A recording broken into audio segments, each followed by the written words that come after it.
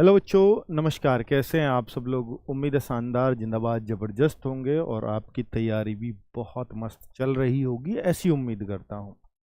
उम्मीद ही कर रहा हूँ, बट जो मेरे पास एनालिसिस हैं वो ये बहुत अच्छे नहीं हैं आपकी तैयारी को लेकर के। मैं बहुत अच्छा महसूस नहीं कर रहा हूँ कि इस समय बच्चे बहुत अच्छी तैयारी में लग रहे होंगे। ऐसा बिल्कुल नहीं कहा जा सकता। और बच्चों, यही वो समय है कि जब आप दूसरों से डिफरेंस पैदा कर सकते हैं। क्योंकि देखो, अभी हमारे सामने ना, मैं क्यों कह रहा हूँ ये बात, क्योंकि अभी हमारे सामने ऐसा है कि एग्ज़ाम है सर अगस्त में, एग्ज़ाम है सर सितंबर में। जैसे यूपी पुलिस का है तो उसका पता ही नहीं है सर वो कब होगा, है ना। तो ऐसी बहुत सारी चीज़ें सामने आ रही हैं कि सर ये आरपीएफ का भी है तो ये भी नवंबर दिसंबर में जाएगा या अक्टूबर में जाएगा, ऐसा कुछ है। तो एसएससी भी आएगा तो वो भी दिसंबर जनवरी की बातें हैं। तो ऐसे बच्चों को ना एट प्रेजेंट कोई एग्ज़ाम चाहिए होता है। जैसे अगर मैं बोलूं कि अगर ये ही एग्ज़ाम एक महीने बाद लगा हो आपका, इस टाइम हर बच्चा आरपीएफ का पढ़ रहा होता। पर आप एक बात खुद सोच के देखो, क्या जो बच्चे पढ़ते हैं क्या उन सभी का सिलेक्शन हो जाता है? मैं कहूँगा हाँ, हो जाता है।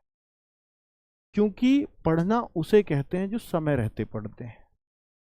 और अगर एक महीने पहले पढ़ते हो तो आज का टाइम वो है ही नहीं कि एक महीने पढ़ने से कहीं भी किसी को भी नौकरी कहीं भी मिलती हो।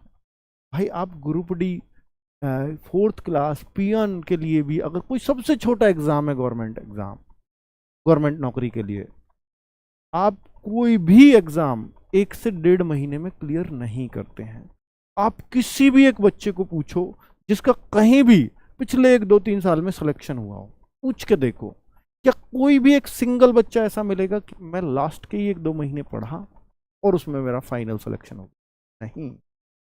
सब लोग की तैयारियां पुरानी रहती रहती होंगी। हर कोई एक लंबे टाइम से तैयारी कर रहा होगा। हर कोई उस समय पढ़ रहा होगा। अगर कोई बहुत जल्दी भी लगाया, मान लीजिए वो 6 महीने में लगाया, 8 महीने में, तो वो 6 महीने 8 महीने की उसकी स्टडी ऐसी रही होगी बिना एक दिन भी स्किप किए हुए। कुछ भी हो जाए मैं रोज तो पढ़ूंगा ही पढ़ूंगा, ऐसी शर्त रहती है उसकी। तब वो उस सिलेक्शन तक पहुंचता है। और आज का समय भी वही है बच्चों, कि अगर आप ये ठान लो कि मैं एक भी दिन बिना स्किप किए हुए पढ़ सकता हूं, एक भी दिन बिना स्किप किए हुए, तो ही आप ये मानो कि आप नौकरी के असली हकदार हैं। और ये क्षमता, क्योंकि देखो कांस्टेबल लेवल में ना, जो मैंने फील किया, क्योंकि मैंने सबसे ज्यादा, हमने या इस चैनल ने सबसे ज्यादा इस लेवल के बच्चे को पढ़ाया है, इस बच्चे में संयम नहीं है। संयम नहीं है मतलब, अगर इसको पता लग जाए कि एग्जाम 6 महीने 8 महीने या 1 साल बाद है तो ये नहीं पढ़ेगा, ये पढ़ना ही छोड़ देगा। अगर इसको पता हो कि एग्जाम 1 महीने बाद है, बहुत मन से पढ़ रहा है, पता लगे कि वो 4 महीने और हट गया, एकदम से बच्चा गायब हो जाएगा कि अब तो 4 महीने मिल गए, आराम से पढ़ेंगे। और वो आराम से पढ़ेंगे ना, वो कभी नहीं आ पाता, क्योंकि वो सिर्फ पढ़ेंगे ऐसे आ जाता है। पढ़ना कब है? वो फिर वही 1 महीने पहले जगोगे ही तब। और फिर, और बच्चों, ऑनलाइन में सबसे बड़े नुकसान भी ये हैं कि अगर आपको 5 महीने मिले ना किसी एग्जाम में, तो आपको 4 महीने तो बच्चे को ये लग जा रहे हैं कि मैं किस चैनल से पढ़ाई करूं, इससे करूं या उससे। 4 महीने में तो वो ये तक तय नहीं कर पा रहा, क्योंकि वो उतना सीरियस है ही नहीं पढ़ने के लिए, इसलिए नहीं तय कर पा रहा। और ऑप्शन बहुत ज्यादा हो गए, कभी उसको जाता हूं, उसका भी समझ में आ जाता है, इससे पढ़ूं या उससे पढ़ूं, फिर कंफ्यूज हो जाता है। और 1 महीने पहले बस जी कोई लगवा दे नौकरी, 1 महीने पहले वो इतना सीरियस होने की कोशिश करता है, या वो इतना सीरियस होता है कि बस मिल जाए नौकरी, भाई कोई कितने भी घंटे मुझसे पढ़ने को कह दे मैं पढ़ लूंगा, गुरुजी कैसा भी शेड्यूल दे दो मैं बना के मैं पढ़ लूंगा। बच्चे, ऐसे नौकरी नहीं मिलती है।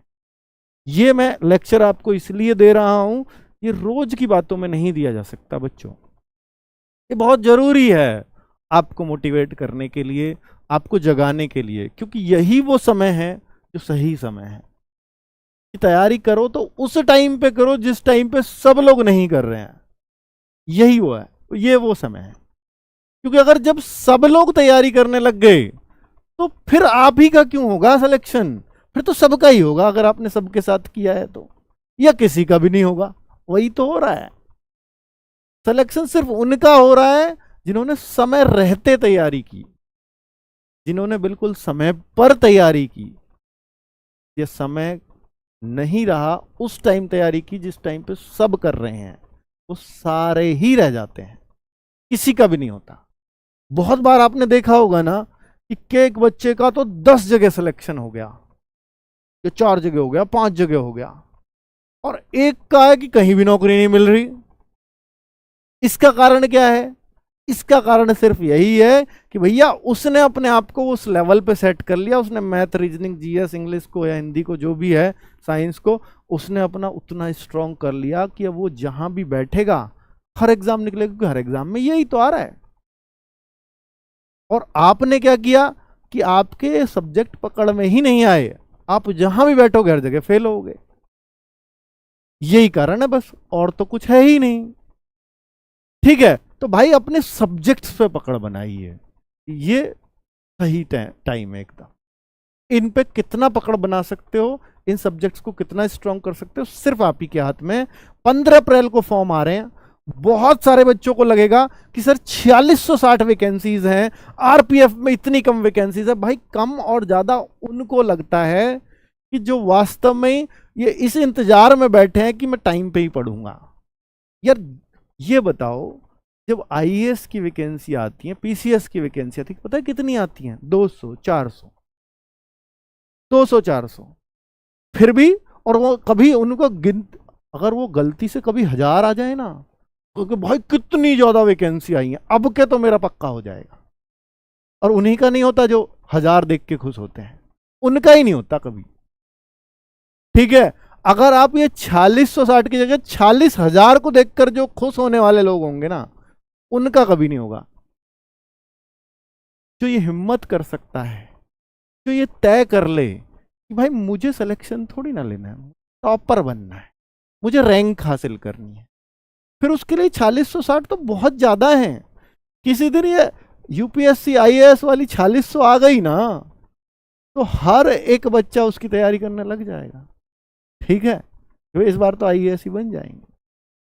तो भाई साहब ये 4600 आप सोच के देखो, ये कम नहीं है। और ये है, मान लिया मैंने कम है, तो क्या आप इसमें कुछ कर सकते हो? आपके हाथ में है बढ़ानी। और जो चीज आपके हाथ में नहीं है उसमें परेशान क्यों हो रहे हो? उसमें तो फिर एक ही चीज हमारे हाथ में है कि हम अपनी तैयारी अच्छी कर लें। तो भाई वो कर लो ना, जो चीज हाथ में है वही कर सकते हो आप, इसके अलावा कुछ नहीं। ठीक है, चलिए अब अगर हम देखें तो भाई यहाँ कांस्टेबल भी है, यहाँ सब इंस्पेक्टर भी हैं। सब इंस्पेक्टर 452 है, इसको भी कम कहने वाले कम कहेंगे, कहिए कोई बात नहीं है। लेकिन 452 अभी आरओ आई है यूपी में, जो बहुत बड़े पद बताए जा रहे थे, जो अभी कैंसिल भी हुआ है। 400 प्लस ही पद हैं, वो बहुत बड़ी वैकेंसी। 10 लाख लोगों को उम्मीद है उसमें अपने नंबर आने की, 10 लाख फॉर्म आ गए थे। ठीक है, क्योंकि इस बार तो बहुत ढेर वैकेंसी आई है, क्योंकि ये 300 ही आती थी। तो भाई 452 को उस तरह से लीजिए कि भाई वो पोस्ट भी सब इंस्पेक्टर की है। ठीक है, कम आई है, कोई बात नहीं, कोशिश करेंगे। क्योंकि सब्जेक्ट क्या है, वही जाने पहचाने हैं जिसको हम हर जगह पढ़ते आ रहे हैं। देखिए, हमें इसमें उम्मीद क्यों है और उम्मीद क्यों नहीं होती? उम्मीद तब नहीं होती जब इसमें मान लो इंग्लिश मेरी वीक है, इंग्लिश आ गई, तो मुझे डर लगना चाहिए कि यार 452 में फिर तो नहीं हो पाएगा, क्योंकि मेरी इंग्लिश वालों से टक्कर है जो बहुत अच्छी इंग्लिश जानते हैं, और वो मुझे बिल्कुल नहीं आती। तो मेरा डर सच्चा है। लेकिन मुझे पता है कि भैया मैथ, रीजनिंग मेरे बहुत स्ट्रांग हैं, और जीएस किसी की स्ट्रांग होती नहीं, और यही 3 चीज सब्जेक्ट इसमें आने हैं। और जब यही 3 सब्जेक्ट आने हैं तो मैं किसी से क्यों डरूं? मैं किसी से कम कहां हूं? अगर मैं तैयारी कर रहा हूं और कोई और भी तैयारी कर रहा है, वो भी तो इन्हीं 3 सब्जेक्ट को पढ़ रहा है, मैं भी इन्हीं 3 को पढ़ रहा हूं, तो फिर मैं कम क्यों हूं? मैं क्यों ये मानूं कि मेरा नहीं आएगा? ये सोच के देखो। तो भैया मैथ्स में भी अर्थमेटिक ही है, ऐसा नहीं है कि एडवांस आ जाएगा। रीजनिंग सबकी सही हो ही जाती है, और जीएस भैया जहां से आप पढ़ रहे हो वहीं से कोई और भी पढ़ रहा है, जितना उसको मिलेगा उतना ही आपको मिलेगा, अगर आप दोनों अच्छे सोर्सेज से पढ़ते हैं तो। जीएस में कोई किसी को बहुत पीछे और बहुत आगे नहीं छोड़ पाता, सारा फर्क मैथ रीजनिंग का ही होता है, वो तो भाई आप स्ट्रॉन्ग करेंगी। ठीक है, तो वो मैं आपको एक आइडिया दे रहा हूं कि आप सोचिएगा कभी भी ऐसी नौकरी को लेना है जहां कम वैकेंसीज हो, तो आपकी सोच ऐसी होनी चाहिए। ठीक है, ये 4208 वैकेंसीज आरपीएफ के लिए अब आपको कम लग रही हैं, तो फिर आप तैयारी मत कीजिए, फिर किसी और को देखिए, किसी इंतजार करिए जहां 4 लाख वैकेंसी आएंगी तब तैयारी करेंगे। ठीक है, इंतजार उसका करिए जो अब आने वाले निकट भविष्य में कभी हिंदुस्तान में होगा नहीं। तो बेहतर है फिर आप किसी और तरफ मुड़ जाइए, सरकारी नौकरी की तैयारी मत करिए, क्योंकि सरकारी नौकरी में कभी बहुत बड़ी वैकेंसीज अब मुझे नहीं लगता देखने को मिलेंगी। ठीक है, चलिए, तो भाई ये सच्चाई एक्सेप्ट कर लीजिए और अपनी तैयारी जैसी कर सकते हो कर लीजिए। अब आपको आ जाइए कि भैया अगर मुझे आरपीएफ करना है तो मुझे सिर्फ एक ही काम करना है भैया, एक तो टेस्ट होना है, एक फिजिकल होना है, फिजिकल के बाद ये तो मेजरमेंट है, हाइट चेस्ट, और ये डॉक्यूमेंट वेरिफिकेशन मेडिकल, खत्म। हाइट सबसे बड़ी बात है कि भैया 165 सेंटीमीटर हाइट पर आपको आरपीएफ ही पुलिस की वर्दी पहना सकता है, सिर्फ 165 सेंटीमीटर हाइट, इतनी कम हाइट कहीं और नहीं मांगी जाती। और इनमें कंपटीशन इसलिए भी कम है क्योंकि यहां फिजिकल बहुत स्ट्रांग है। इसको ये मत मानो कि भैया 4208 वैकेंसी या 4600 कुछ वैकेंसीज हैं तो ये बहुत कम वैकेंसी है, भाई यहां फिजिकल बहुत स्ट्रांग है। अब सोच के चलिए कि 20 गुना भी बच्चे इन्होंने पास किए तो लगभग 1 लाख बच्चे तो पास कर रहे हैं ना ये। और फिजिकल जो मार पाते हैं ना इसका, 100 में से 10-12 बच्चे ही क्लियर कर पाते हैं। मैं डरा नहीं रहा हूं आपको, सीरियस कर रहा हूं भाई, फिजिकल पे भी इसके पे ध्यान देना पड़ेगा आपको। ठीक है, चलो, और चूंकि आरपीएफ की वैकेंसीज सोचो 2019 से अब आ रही हैं, अभी 4-5-6 साल में रही हैं, अगली भी पता नहीं आएंगी या नहीं आएंगी या कब आएंगी। तो जो चीज सामने है उस पे फोकस करो और उसी को अपना गोल बना लो कि भाई मैं गोल इसको बना भी लूं, मैं ये नहीं कहता कि पूरी तरह से सिर्फ इसी पर डिपेंड हो जाओ। कभी भी आप सरकारी नौकरी की, कांस्टेबल की या किसी की भी तैयारी कर रहे हैं, आपको एक ऑप्शन के ऊपर कभी भी डिपेंड नहीं रहना है। बस ये अब मैं क्यों कह रहा हूं कि भाई आप सिर्फ आरपीएफ पे डिपेंड रहो, नहीं, आप मैथ रीजनिंग जीएस पे डिपेंड रहो ना, आप आरपीएफ पे क्यों डिपेंड रह रहे हो। अब मैथ रीजनिंग जीएस आपने ये 3 सब्जेक्ट स्ट्रॉन्ग कर लिए तो यही तो आपके किसी और एग्जाम में भी काम आएंगे ना। ऐसा कोई एग्जाम है जहां मैथ रीजनिंग जीएस ना आते हो? हर जगह तो आते हैं। तो इसमें कुछ अलग तो पढ़ना नहीं है कि भाई मैंने तो यही गोल किया था। तो भाई इन तीनों पे भी अगर आपने गोल किया था, इन तीनों सब्जेक्ट पे भी स्ट्रॉन्ग किया था, अभी ठीक है, चेक करो एक बार। हाँ ठीक है बेटा, अब थोड़ी सी नेट की बफरिंग आ गई थी। तो भाई देखिए, मैं जो चीज़ें बता रहा हूँ आपको कि फिजिकल, डॉक्यूमेंट वेरिफिकेशन, देखो एक बार पूरा डिस्टर्ब हो जाता है, एक बार अगर चीज़ें ऐसी आ जाती हैं तो मुझे नहीं पता कि मैं कहाँ किस फ्लो में था। तो अभी मैं आपको बता देता हूँ कि जनरल अवेयरनेस, रीजनिंग, अर्थमेटिक, ये टोटल आपके 120 क्वेश्चन आते हैं, 120 मार्क्स हैं, 90 मिनट आपको मिलेंगे। ये 3 सब्जेक्ट ही हैं जो आपको हर जगह जीत दिलाएंगे। मत कहो कि मैं आरपीएफ की तैयारी कर रहा हूं, हमेशा कहो कि मैं मैथ, रीजनिंग और जीएस पे काम कर रहा हूं। अगर आप इन पे काम कर रहे हो तो एक ही नौकरी नहीं मिलेगी आपको, जब नंबर आएगा तो कई जगह आएगा। ठीक है, तो ऐसा फोकस करके मत करो कि मैं उस भर्ती की तैयारी कर रहा हूं। अब बच्चों, मैं इसके लिए आपको क्या करवाने वाला हूं, 15 अप्रैल, क्योंकि मैंने इतना बड़ा लेक्चर तो आपको दे दिया कि भाई ये करना वो करना, बट ये एग्जीक्यूट कैसे हो चीजें, बच्चे पढ़ें कैसे, उसके लिए मेरे पास कुछ होना चाहिए बच्चों को पढ़ाने के लिए। तो भाई 15 अप्रैल तक आपके फॉर्म आएंगे, लेकिन उससे पहले आपको ये आइडिया हो कम से कम कि भैया रीजनिंग आती कैसे है आरपीएफ में, किस लेवल तक आती है, उस तरह के कुछ क्वेश्चंस मिलें, कुछ प्रैक्टिस सेट्स मिले हमें। मैथ्स किस लेवल तक का आता है और जीएस किस लेवल की आती है, और भाई आप ये जो मैं 3 टीचर दे रहा हूँ, मान लीजिए मैं पारुल मैम को दे रहा हूँ, आप जीएस का एक प्रैक्टिस सेट करके देखें, आप कायल हो जाएंगे मैम। इतना बेहतरीन कंटेंट के साथ और इतना प्रीवियस ईयर पे इतना काम करके आती हैं। ठीक है, आपको लग रहा होगा कि पारुल मैम नहीं है, आपने नहीं पढ़ा है कभी, कभी भी बिना पढ़े किसी टीचर को जज मत करिएगा। ठीक है, एक सेट लेने के बाद आपको पता लगेगा कि हाँ, जो टीचर बोला था आरपीएफ में वो परफेक्ट है, तो वही परफेक्ट है। ठीक है, इसलिए आरपीएफ में आपको दे रहा हूँ, आकाश सर को मैथ्स में इसीलिए ही दे रहा हूँ, वो परफेक्ट एग्जाम्पल साबित होने वाले हैं आपके लिए। और राहुल शर्मा सर रीजनिंग आपको कराएंगे, इनको तो सभी लोग जानते ही हैं। तो 10 बजे सुबह, 3 बजे और 4 बजे, ये 1 अप्रैल से क्लासेस देने जा रहा हूं बच्चों, फ्री ऑन यूट्यूब, इसी चैनल पे होंगी। अब आप कहोगे सर बैच क्या है, तो बैच में 15 अप्रैल के बाद ही इसका अनाउंस करूंगा, लेकिन उससे पहले आपको आरपीएफ के बारे में ये प्रैक्टिस सेट से बहुत अच्छी नॉलेज हो जाएगी। और आप ये ट्राई करिएगा कि आप क्या जो रेलवे के, देखिए आरपीएफ में ऐसा देखा गया है कि रेलवे के रिपीटेड क्वेश्चंस बहुत ज्यादा मिल जाएंगे। और बच्चों मैं आरपीएफ ही क्यों, मैं एसएससी में भी ये बात कहता हूं कि भाई एसएससी हो, आरपीएफ हो या कहीं भी हो, ये क्वेश्चंस जो भी इनमें पूछे जाते हैं वो ऐसा नहीं कि आरपी रेलवे में ही पूछे गए हों या एसएससी में एसएससी के ही पूछे हुए पूछेगा, नहीं। कहीं भी किसी स्टेट में कोई भी एग्जाम हुआ है, वो कहीं से कोई सा भी क्वेश्चन उठाएगा, लेकिन उठाएगा आया हुआ। आप एसएससी के 100% क्वेश्चन उठा लेना, 100%।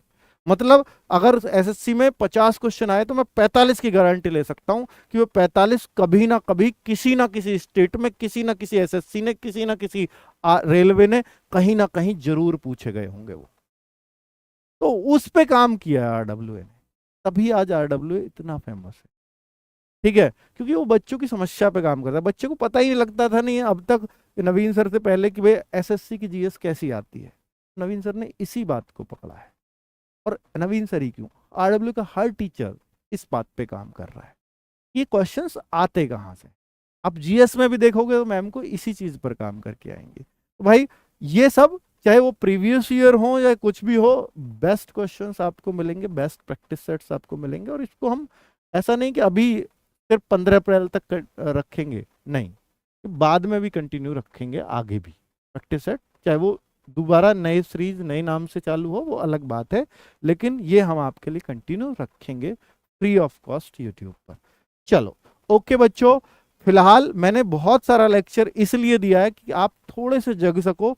आरपीएफ में नौकरी लेनी है तो 4660 पदों को मत देखिए, आपको नौकरी लेनी है तो आप मैथ रीजनिंग जीएस को देखिए कि ये 3 सब्जेक्ट हैं, बहुत मुश्किल चीज नहीं है। फिर 4660 वैकेंसी हो या 460 वैकेंसी हो, कोई फर्क नहीं पड़ता। ठीक है, चलो बच्चों, नमस्कार, धन्यवाद।